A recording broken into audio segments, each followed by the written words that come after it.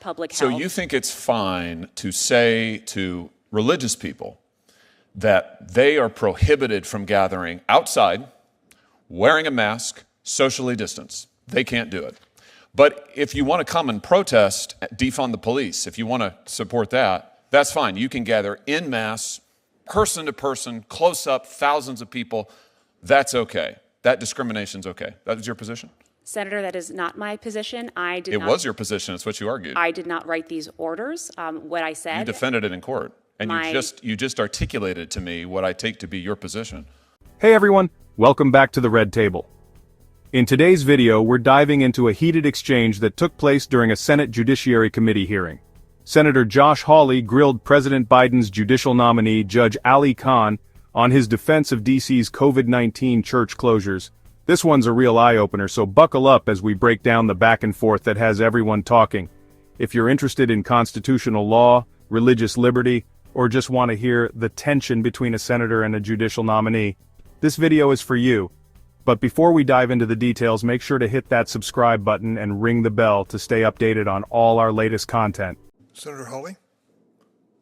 Thank you, Mr. Chairman. Congratulations to all of the nominees. Judge AliKhan, I think the last time you and I visited, it was before the Homeland Security Committee. And I asked you a number of questions there, you, including some for the record, you answered those, which I appreciated. One question that I ask you, and I ask every nominee actually on that committee and this one, is whether or not the nominee has ever litigated against a religious liberty claim.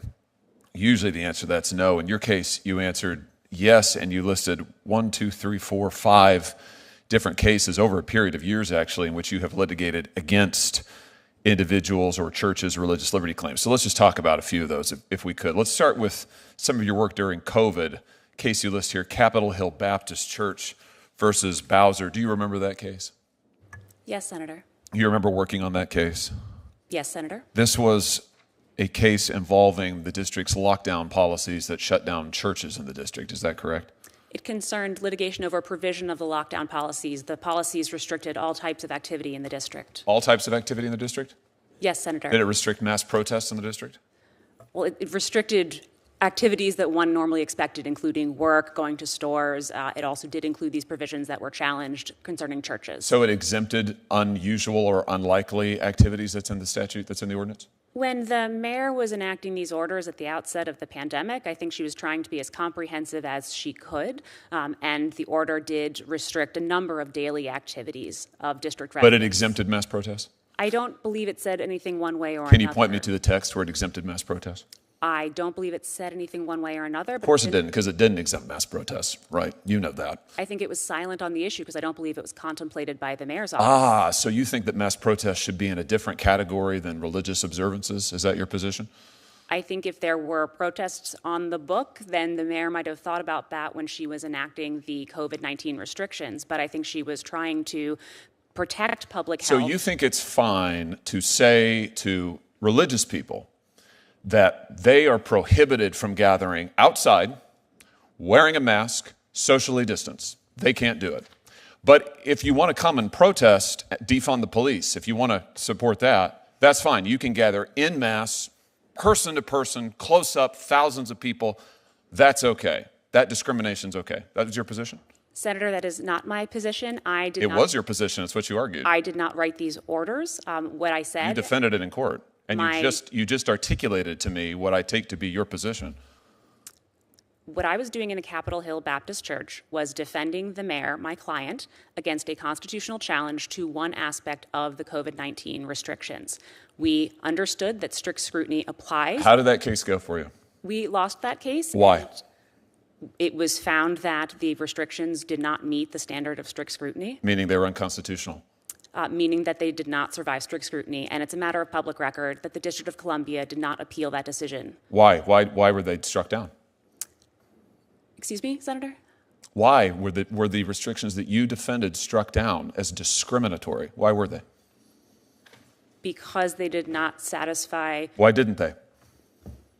The court concluded that there were restrictions that were not neutral of general applicability. Yeah. That's legalese. Why didn't they? Why didn't they on the facts? You know the facts. You were a good lawyer.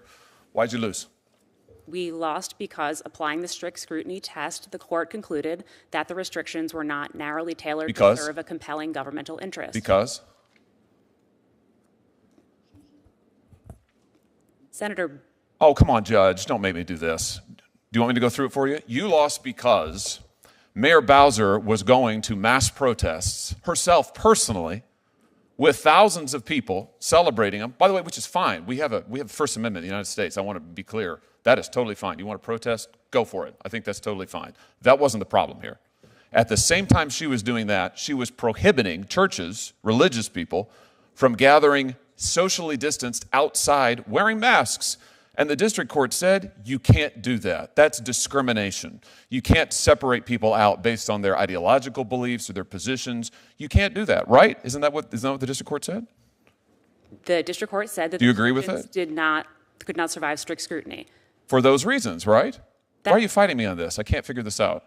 I am not fighting you, Senator. So yes, you agree. That's what the district court said. That was what the district court concluded. Do you think they got it right? The district court get it right? The district court, we did not appeal that decision. I think that district court decision is consistent with rulings that we got from the Supreme Court clarifying the application of the religious test to COVID-19 restrictions in Tandon and the Brooklyn Archdiocese. My time's almost expired, and I know other senators want to ask questions, so let me just very quickly here. Do you think it's wrong to discriminate on the basis of religious faith? Absolutely, Senator. Why did you argue that religious services, religious people pose a greater risk of infection than people gathered to argue for defunding the police? I was representing my client. The mayor and consulting epidemiologists had issued orders that she thought were going to protect public health. It was my role to defend those as a Why did you make that argument? This seems like a strange argument to me, that religious people are somehow, more infectious than folks who have other ideological positions? I don't get it. My understanding was the nature of singing and other things epidemiologists thought could transmit COVID at a higher rate. You didn't put any scientific evidence on the record for it? Senator, those were fast-moving cases, and they weren't going to full briefing and full summary judgment with a record. That's not what the district court said. The district court said that you engaged in, and your client engaged in, and you defended discrimination on the basis of religious belief, that you offered no scientific evidence for it, that you pressed these arguments over and over and over without any foundation. Frankly, I'm disappointed that you made those arguments. You can choose what arguments to make. I'm disappointed you made those arguments. I'm disappointed you persisted in defending them here today. And for that reason, among others, I will not support your nomination. Thank you, Mr. Chairman. It's a tense moment, and it highlights the ongoing national debate over religious freedom versus public health.